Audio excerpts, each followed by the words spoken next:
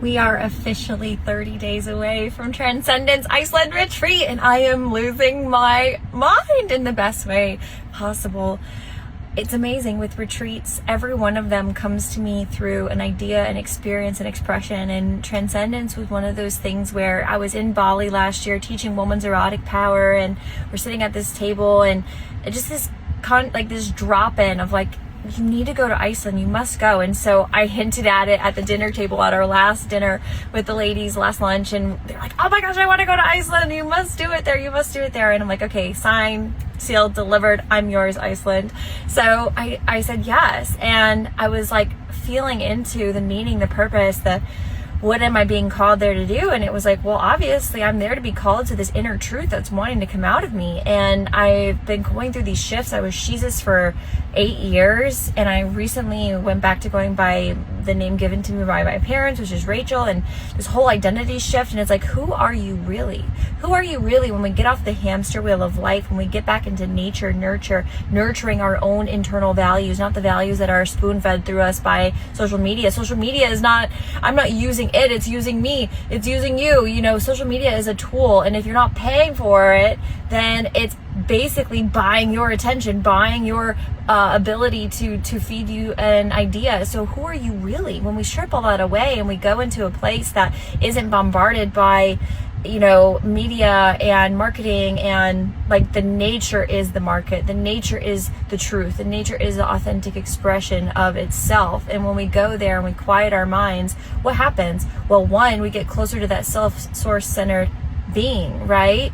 That self-centered source-centered self, God, divine, and whatever you want to call it, that intuitive pull that says, go here, do this, create this, and that bridges you, that gap between confusion and clarity, that bridges that gap between unhappiness and then the acceptance of happiness as you are, where you are right now. Nothing needs to change or shift or be altered in any way, that you are happiness by a choice, by living in the game, by living in the expression of here and now. And nature does that. Iceland does that, because it gives you this space where you don't see billboards, where you see waterfalls and lava and ocean and sea, and you see life unfolding and little cute puffin birds. You get to see the rebirth of earth, of organic matter, which is an outside, right? When I look on the outside, I then reflect that back to my insides. It's a mirror.